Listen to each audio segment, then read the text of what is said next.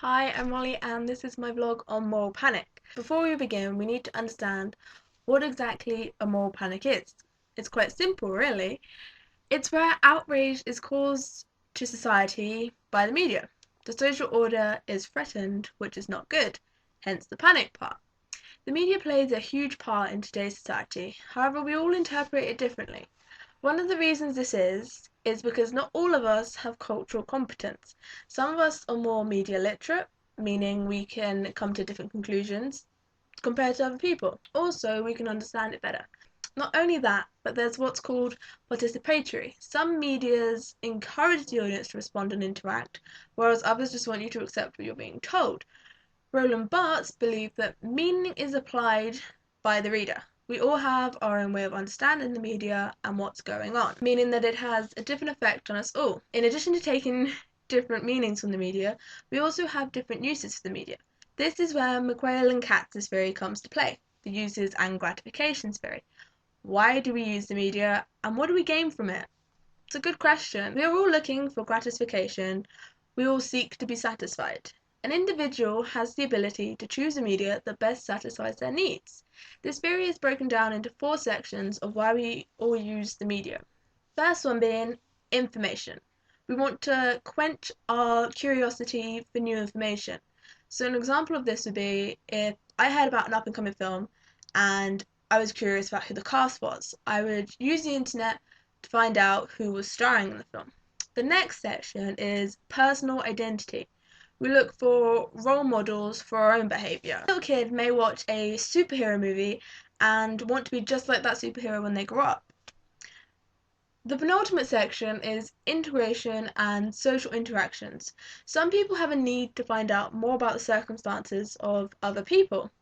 So, like when Jay Goody was diagnosed with cervical cancer, her fans wanted to follow her journey and understand more about what she was going through. Last but not least is entertainment. Simply using the media for our entertainment, whether that be watching videos on YouTube or reading sketches, comic sketches in the newspaper. Everyone will relate to at least one of these four sections. Some of us may relate to all of them. However, there is a hole in this theory. We can only choose available media and not everyone has the same availability, therefore meaning we can't all have what we want or would prefer. That was the uses and gratification theory, quite an easy one to understand. Now moving on to the two-step flow theory. No information we receive is first-hand. It is all second-hand. Chinese whispers springs to mind, which is a very logical way of looking at this theory. Okay, so it's very rare that we get information straight from the source. 9 times out of 10, pretty much, you're receiving filtered information. It's being changed through the media. This is done through what's called an opinion leader, who then communicates it to the media. With the use of this lovely diagram, you can see the journey it takes. Let's break it down even more with an example. Say I'm the source of the information and I have information about a Man City player and a Man United player. And then I tell a Man United fan the information. They can take bits out or change parts to make their Man United player sound better and my Man City player sound terrible.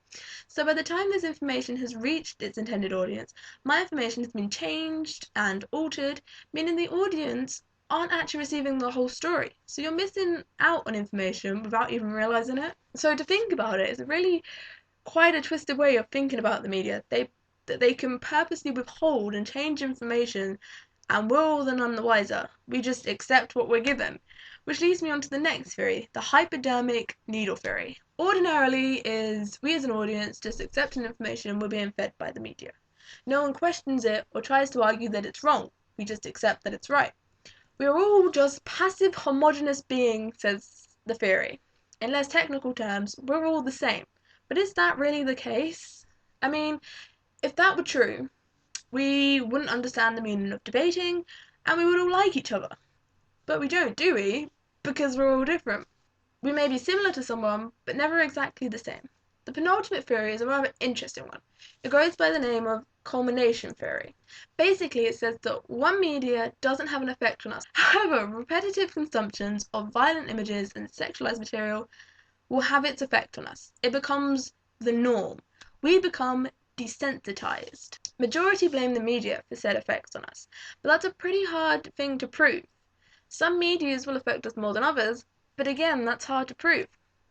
Gerbner and Gross, the theorists behind the combination theory, said, television is a medium of the socialization of most people into standardized roles and behaviors, which translates to we are trained to accept certain attitudes and behavior.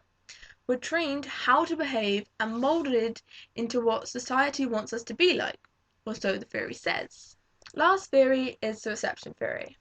The man who coined this one was a man named Stuart Hall. He believed that the media construct reality as opposed to reflecting it. He also claimed that viewers interpret media in their own way, and based on their life experiences come into their own conclusion, so their whole life experience would affect the conclusion that they come to. The meaning of a film is created by a relationship between the film itself and its viewer. Hall believed that the social situation of a person led them to affiliate different stances. He said there are 3 ways to view a film or read a text. Way number 1, preferred or dominant reading. This is what the producers hope you take from the film or text that you are viewing/reading. They want you to agree with everything and the whole ideology of it. Way number 2 is oppositional reading. Audiences from outside the dominant reading may oppose the preferred reading. One's social stance will affect this. And way number 3 is negotiated reading, duly noting what the preferred reading is, but modifying it to suit oneself and their values. You can appreciate a media, but you don't exactly like it. Those are the theories. Now to apply them to my moral panic, with its attached stigma. And it seems recently that the government want to crack down on it. Why? Well, some people believe that hardcore pornography causes people to go and reenact what they see. This isn't at all easy to prove. However, they claim that people watch it and think that's acceptable behavior. That may well be the meaning a small minority of people will take from it, but can it just be a coincidence that criminals of such heinous crimes have watched hardcore pornography? Searching this on Google, the first result was a news article from The Sun, titled Web Porn Lad 15 Rapes Schoolgirl.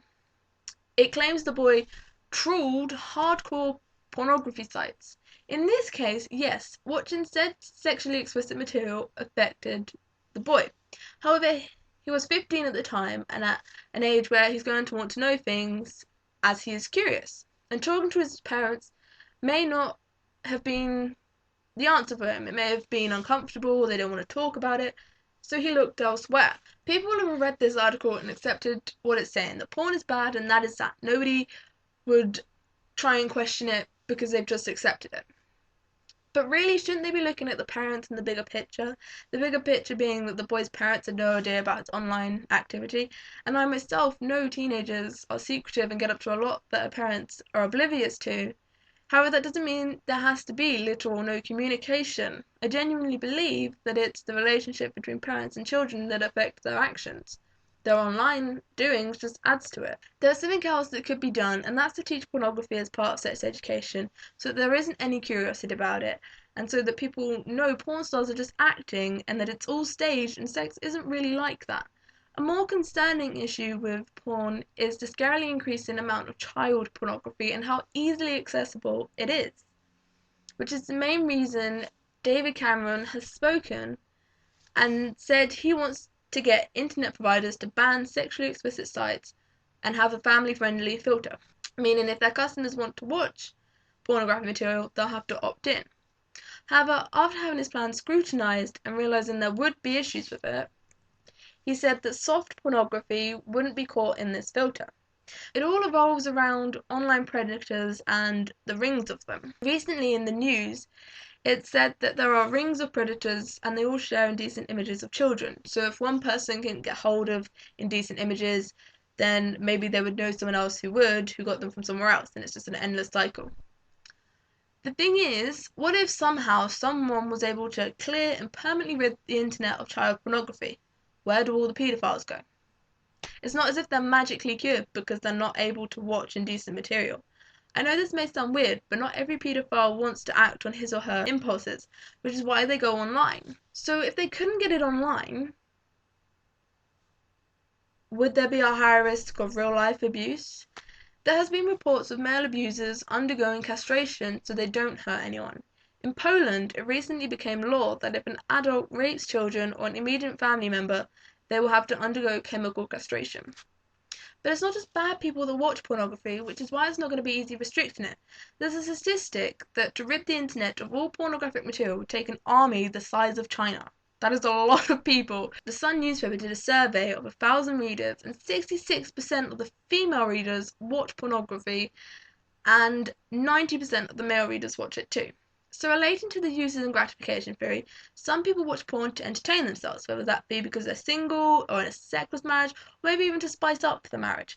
Others may watch it for information, because they're curious about how to do something, or they just want to see what the big deal is. Some companies even use it to boost sales. A company called Eat24 have advertisements such as this one on porn sites, and because no one wants to advertise on such sites, it doesn't cost them much to put their advertisements on there. As the advert shows, the designers of them obviously thought about the audiences with regards to the wording and the layout very carefully. So there was a program on Channel 4 recently called Porn on the Brain. It looked at the effects of porn on people who are exposed to it. In extreme cases, not just your avid man who watches the occasional porn film.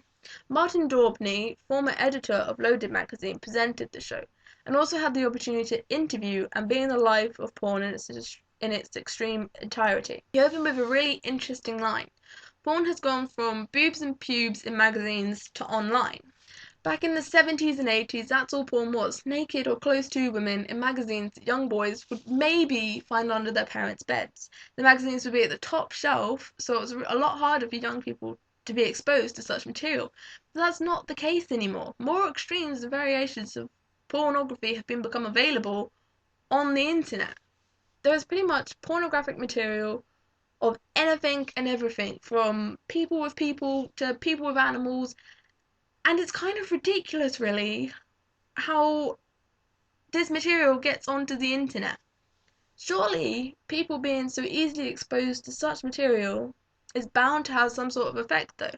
Or does it depend on the nature of one's brain, an addictive nature? Here we see a brain scan. So the colour part of the brain scans is the reactive part to pleasure. The volunteers were shown sexually explicit material, and this is how each reacted. As we can see, the healthy volunteers were aroused by it and only gained a normal amount of pleasure from it. Whereas the porn addict scan has a much bigger response to the pornography. Like with alcoholics being shown alcohol, there's a much more noticeable response. Some of us are more susceptible to addiction. Something in our brain just latches onto it and we crave more. We get so dependent on it and we can't live without it. And that's the story for Callum Rist, a 19-year-old who appears to be a happily healthy young student. However, he had something to hide, a gripping addiction, one so powerful it ruined his life and any chance of a healthy relationship. Callum has battled with this addiction since he was 12. This was the age he discovered internet pornography. His school friends were talking about it, and he was curious about what the hype was, so he went home and searched it on the internet. Callum says that something in his brain just clicked, and from that moment on, his porn watching habits became more often and more extreme. For Callum, porn has ruined his life. He prefers to watch porn than have sex with real girls. He says sex with real girls is a bit of a letdown. From the show, he explains the reason for that is because they're not as confident as the porn stars, because porn stars have done it a lot more than normal girls. There was a really saddening moment where Martin and Callum are driving around Oxford, and they drive past a girl in black hot pants, and something in Callum goes off. They have to pull into a pub car park, and Callum jogs from the car into the pub to relieve his urges. Then he comes back and we get to see his period of low feelings, and it was really emotional because you could see how disgusted with himself he was, and how he doesn't want to keep having to do that, how he doesn't want to be like he is. What's really terrible is the fact that a porn addiction isn't seen as a medical condition. Because it's a controversial topic, nobody wants to test it. So to have research done on it on the show was really interesting to see, because we got to see Martin in the brain scan MRI machine, and luckily he came back as not addicted to porn. And and they had other volunteers that were happy to volunteer themselves to also see if they were addicts of porn or just healthy people. For people like Callum, though, it should help to convince others to do more testing so they can help people who are addicted to pornography, because they can't do it themselves. Callum claims he's tried to stop by getting rid of his smartphone and cutting down on his laptop usage, but the impulses get too much and he falls back into his infamous cycle again. Because it's not something you can cure by yourself. You need that help like the alcoholics get with their AA meetings and drug rehab centers. They need something like that for porn addicts, because it is an addiction. From the brain scan we saw, you could see that there was a really noticeable difference between the brain activity. It's kind of sad though, isn't it, how people's prejudices stand in the way of detailed research being done to help people before it gets to extreme cases. Should we not maybe educate more, teach children from an early age, talk to teenagers about feelings and sex, and involve pornography in this? Explain it's just acting, and that it's their job to make it look like that. In reality though, you may laugh or even fart, not something that a porn video would show you. There's so much to say on the matter. So, to conclude, it's all about people's attitudes and the way the media reports stories about everything that affects people's opinions. Stop pornography from being a taboo and make it the norm. Maybe we should take the lid off the Pandora's box. I mean, we only ever see the negative side of pornography because that's what the media wants us to see. But what about those couples who enjoy a healthy sex life and watch pornography together? Not because they need to, but because they want to, and they can enjoy one another as well as enjoy how the porn makes them both feel. It can be positive in so many ways. Simply watching pornography for entertainment purposes only. This has been my vlog on moral panic.